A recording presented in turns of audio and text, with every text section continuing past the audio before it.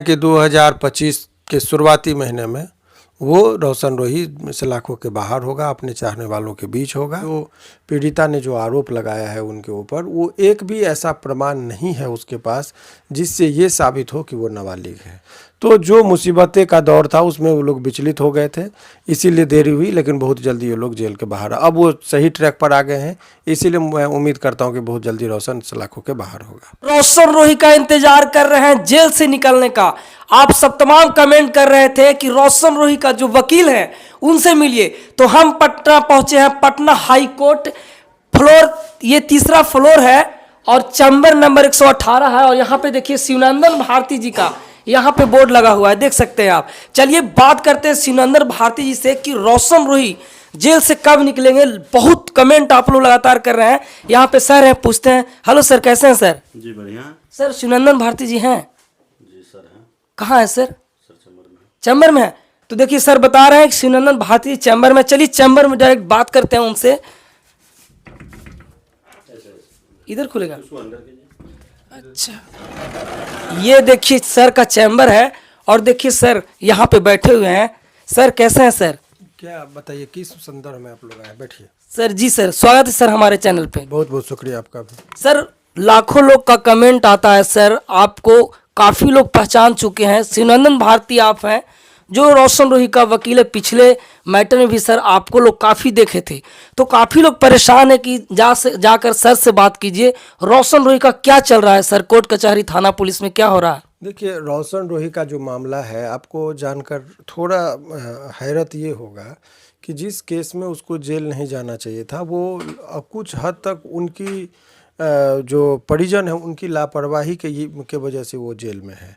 ऐसी बात नहीं है कि वो केस में बहुत बड़ा कांड हो गया है या बहुत बड़ा बात हो गया इस वजह से वो जेल में, ऐसी कोई बात नहीं है। अब रीज़न ये है कि अभी मोटा मोटी 55 दिन उनके जेल में हुए हैं। आज से 10 दिन पहले उनका जो ये एक 45 दिन का जो अवधि था, तब तक तो केस को लोअर कोर्ट में फाइल भी नहीं किया गया था। रीज़न जो भी रहा हो, कई बार इन लोगों को जो उनके परिजन हैं या जो उनके शुभचिंतक हैं, उन लोगों में भी पता नहीं, चूँकि जब कोई आदमी जेल जाता है तो परेशानियां बढ़ जाती है, लोग विचलित हो जाता है। तो यही वजह रहा कि अभी तक वो जेल में है। लेकिन देर से ही सही बेल फाइल हो गया। कोर्ट ने डायरी मांग की थी और 8 तारीख को पुनः डेट है इसका बहस का सेशन न्यायालय में। तो उम्मीद करते हैं कि सेशन न्यायालय से मिल जाएगा बेल। अगर इन केस यदि वहाँ नहीं मिलता है तो फिर हाई कोर्ट में आना पड़ता है। मैंने हालांकि पहले ही मैंने कहा था कि हाई कोर्ट से जो केस का नेचर है निश्चित तौर पर बेल मिलेगा। केस में कुछ नहीं है, चूँकि वो निर्दोष है। डायरी में भी इनके खिलाफ कुछ नहीं आया है। जहाँ तक वो उम्र के सवाल का बात था तो उस पर भी बहुत सारी चीज़ों को दिखाया गया है। तो अब न्यायालय में ये बातें को रखी जाएगी और उम्मीद करते हैं कि रोशन रोही बहुत ही जल्दी वो अपने जो चाहने वाले हैं, जो उनको सुनने वाले लोग हैं, उनके बीच में वो होंगे। सर क्या पॉक्सो एक्ट लगता है, तो क्या सिविल कोर्ट पॉक्सो एक्ट का बेल नहीं देती है सर? नहीं, ऐसी कोई सेट फॉर्मूला नहीं है। देखा जाता है कि आरोप जो लगे हैं वो क्या है, 164 का बयान क्या कह रहा है, जो आरोप लगा रही है पीड़िता वो बालिग है कि नाबालिग है, और इसके तय जो होता है उम्र का निर्धारण देखा जाता है कि वो बालिग है या नाबालिग, यानी 18 वर्ष से नीचे है या ज़्यादा, तो उसके लिए सर्टिफिकेट देखी जाती है। तो उसमें मैंने इससे पहले भी कहा था और अभी भी आप जान लीजिए कि जो पीड़िता ने जो आरोप लगाया है उनके ऊपर, वो एक भी ऐसा प्रमाण नहीं है उसके पास जिससे ये साबित हो कि वो नाबालिग है। मीडिया के सामने भी इस चीज़ को स्वीकार कर चुकी है कि उनका प्रेम प्रसंग का मामला था, वो शादी करना चाहती थी, लड़का डिनाई कर रहा था। जो उनके ही बयान से मैंने कहा कि जो बच्चे था, और ये भी बात सही है कि दोनों में प्रेम प्रसंग के मामला को वो स्वीकार भी की है। तो प्रेम होना, और बालिग लड़की यदि 18 से ऊपर है तो उसको इतनी आज़ादी है कि वो किसी के साथ, या लड़का बालिग है तो लड़का लड़की अपने सहमति से किसी के साथ दोस्ती कर सकता है, किसी के साथ कोई करार कर सकता है। तो वो सब चीज़ें हैं। तो उस व्यक्ति को उसको मुकदमे में फंसा देना, जो गंभीर आरोप है 376 या अन्य धाराओं में उनको लपेटे जाना, ये सब जो है सो उचित नहीं है। बस न्यायालय में जो ये बातें रखी जाती है, देखिए जेल में इतना दिन क्यों रहना पड़ता है, उसके पीछे की कहानी आप लोग समझिए। चूँकि ये प्रोसेस है, तो आप निर्दोष हैं ये कैसे तय होगा? जज साहब के सामने बहस करने का मौका मिलेगा।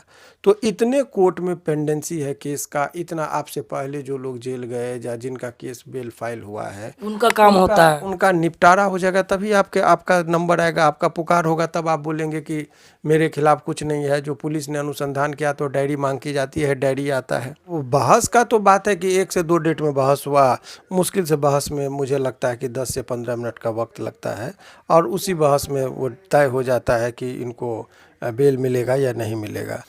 तो वो माननीय उच्च न्यायालय में पेंडिंग था, उसी दौरान उनको गिरफ्तार करवाया गया। ये नहीं कह रहा हूँ कि किया गया, करवाया गया, और कैसे करवाया गया वो सब तो हम लोगों ने न्यायालय में वो आवेदन दिया है। अभी भी बहरहाल कोर्ट बंद ही है। आपको बता दें कि कोर्ट 3 तारीख तक बंद है। वैसे तो 2 को लोअर कोर्ट खुलेगा, लेकिन चूँकि वो लंबी छुट्टी होती है संडे सैटरडे को, तो एक्टिव रूप से 7 तारीख से ही कोर्ट चलेंगे। 8 तारीख का इनका डेट पड़ा है जो फाइनल आर्गूमेंट होगा। रोशन रोही और किरण सिंह लिव इन रिलेशनशिप में रहे हैं, और पिछले बार उनको शादी भी मंदिर में हुआ हो, चाहे जैसे हो, शादी भी किया गया। एक मतलब रिलेशनशिप में रह के पहले तो दोस्ती हुआ, प्यार हुआ, रिलेशनशिप लिव इन रिलेशन में रहे, फिर शादी भी हुआ जहाँ तक। फिर उसके बाद सर समय बिताए ये लोग, और उसके बाद पॉक्सो एक्ट लगाया गया। लोगों को कन्फ्यूजन सर इस बात का है कि जो शादी नहीं करता है, एकदम लड़का कंवारा हो, लड़की कंवारी हो, वहाँ तक तो ऐसी चीज़ें नौबत नहीं आती है सर। लेकिन रोशन रोही, किरण सिंह ऐसे 2 कलाकार ही कह सकते हैं, और दोनों पति पत्नी, जिनके ऊपर इतना बड़ा एक पत्नी होकर के धारा लगाना, सर ये कहाँ तक सही होता है सर? देखिए, भारतीय न्यायपालिका की जो पद्धतियाँ हैं, किसी भी व्यक्ति पर आरोप यदि लगाया जाता है तो आरोपी होते हैं, मगर ये एडवर्स जुडिशरी सिस्टम है। एडवर्स जुडिशरी सिस्टम का मतलब कि जो आरोप लगाते हैं उनको काम है साबित करना कोर्ट के अंदर भी। तो अनुसंधान के दौरान जो लोगों को, चूँकि जब गंभीर नेचर के अपराध होते हैं तो पुलिस पूछताछ के लिए पकड़ तो सकती है। अगर बेलेबल ऑफेंस नहीं है तो मजबूरी है कि वो न्यायालय के हवाले कर देती है। अब न्यायालय से बेल लेके छोड़ना पड़ता है, ये प्रोसेस है। तो पुलिस ने देखा इनके खिलाफ कुछ ऐसी खास मटेरियल नहीं थी, लेकिन चूँकि वो धारा जो था वो कॉग्निजेबल ऑफेंस का लगाया गया था, और बेलेबल था नहीं, वो नॉन अवेलेबल था, इसीलिए पुलिस ने उनको नहीं छोड़ा। अब ये मामला न्यायालय में है कि भाई इनको बेल दे दीजिए, ये निर्दोष है। उसी बिंदु को लेकर यहाँ पर है। अब रही बात, जब किसी व्यक्ति को झूठा मुकदमा में आप फंसा देते हैं तो 211 है सीआरपीसी की धारा, उसमें कहता है कि यदि किसी व्यक्ति को झूठा मुकदमा करके आपने उसको टॉर्चर करने के लिए, ब्लैकमेल करने के लिए किया है, तो उसके एवज में उन पर जो है सो 211 के अंतर्गत सीआरपीसी में प्रावधान है कि उनके ऊपर उल्टा मुकदमा चलेगा कि आखिर आपने झूठा में क्यों फंसाया। अगर गलती हुआ हो किरण सिंह से, इन पर झूठा मुकदमा का, मैंने आपको धारा और सेक्शन की बात मैंने कहा कि सीआरपीसी की धारा 211 ये प्रावधान करती है। तो ऐसे परिस्थिति में ये जो इनके ऊपर यदि ये साबित हो जाएगा कि इन्होंने ब्लैकमेल करने के लिए या शादी का दबाव बनाने के लिए उन्होंने केस किया है, तो 211 का प्रोसीडिंग का भी रिकमेंडेशन हो सकता है। अभी इस केस में चार्जशीट जमा नहीं हुआ है। जब चार्जशीट जमा हो जाएगा तो हो सकता है कि वो या तो निर्दोष कर दिए जाएंगे पुलिस के द्वारा, या दोषी किया जाएंगे। यदि निर्दोष करेंगे तो फिर 211 का प्रोसीडिंग का भी वो आवेदन कर सकते हैं, और इनको उल्टा मुकदमा भी झेलना पड़ सकता है। ये सब संभावनाएं की, और ये कानूनी प्रावधान की बात मैंने बताया। हालांकि लिविंग रिलेशनशिप में रहे, शादी हुई, क्या हुई, ये दोनों की व्यक्तिगत राय है, उसमें हमको नहीं जाना है। कानूनी तौर पर जो हम चूँकि वकील हैं तो हमको जो करना पड़ेगा वो करेंगे। पहले बहस से पहले बहुत कुछ नहीं बोला जाता है। इतना जानिए, उनके चाहने वालों के लिए मेरा यही है कि रोशन रोही का बेल निश्चित होगा, और बेल मिलेगा, और बहुत जल्दी आपके बीच होंगे। जो मान लीजिए फोटो अगर है तो जो जब सुनवाई होगा तो सबूत के तौर पर से उसको दिखाया जा सकता है। सबूत तो इस बात का नहीं होता है। ये चीज़, चूँकि कानूनी बात आपने पूछ दिया, मैं कह रहा हूँ कि 50 लड़के के साथ उसका फोटो हो जाए, उससे कोई मतलब नहीं है। एक वेश्या के साथ भी उनके सहमति के बगैर आप संबंध स्थापित नहीं कर सकते हैं। तो ये कह देना कि उसकी चरित्र ये है, 10 लोगों से बात कर रही है, उसका ये है, वो उससे आपको लाइसेंस नहीं मिल जाता है कि किसी को ये करिए। मैं कानूनी बात पता है, किसी अन्य लड़की के साथ भी जी तो उस पर नहीं, आपको ये दिखाना है कि हम निर्दोष हैं, ये झूठा मुकदमा मेरे खिलाफ किया गया है, मेडिकल रिपोर्ट देखिए। हम यदि उसके साथ दुष्कर्म करते हैं तो बहुत ज़्यादा शरीर पे दाग होते, नुछार होता, ज़बरदस्ती करते तो बहुत सारी ऐसी चिन्ह है जो मिलता, वो नहीं है। मेडिकल में इनके साथ इस तरह का संबंध स्थापित करने का कोई सबूत नहीं आया। तो विभिन्न तरह की बातें हैं, लड़की मेजर है, एक डॉक्टर ने जो देखा तो उन्होंने बताया कि इनकी उम्र जो है सो वयस्क है, वो 21 साल के आसपास है। तो ये तमाम तरह का सबूत तो ये क्लियर हो गया सर कि वो नाबालिग नहीं है। नाबालिग नहीं है, ये डॉक्टर का रिपोर्ट लगा हुआ है, तो ये पर्याप्त साधन है जिसके आधार पर वो अभी जेल के बाहर निकलेंगे। और सर आप कह रहे थे कि इतना देर हो गया, रोशन रोही के या तो टीम को लोग या तो गार्जियन जो है नहीं जब सर, कभी भी किसी व्यक्ति पर कोई मुसीबत आता है जो एक्सपर्ट नहीं है, तो क्या गलतियां उन लोग की कह रहे थे सर कि काफी देर हो गया। जब आदमी को बहुत सारी जब केस मुकदमा होता है, 20 जगह जाना, 20 लोगों से जो स्किल्ड पर्सन नहीं है उनसे राय नहीं लेना चाहिए। बीमार हुई है तो डॉक्टर की बात सुननी चाहिए, केस हो तो वकील साहब की बात सुननी चाहिए, मैं कहीं पर कोई निर्माण कार्य होगा या कुछ होगा तो इंजीनियर की बात सुननी चाहिए। तो हर चीज़ का, हर क्षेत्र का एक एक्सपर्ट होता है, उसके राय के मुताबिक चलना चाहिए। परंतु व्यवहारिकता में जब कोई आदमी उतने लीगली एक्सपर्ट होते नहीं है, क्या करूँ, उसमें कन्फ्यूजन होता है।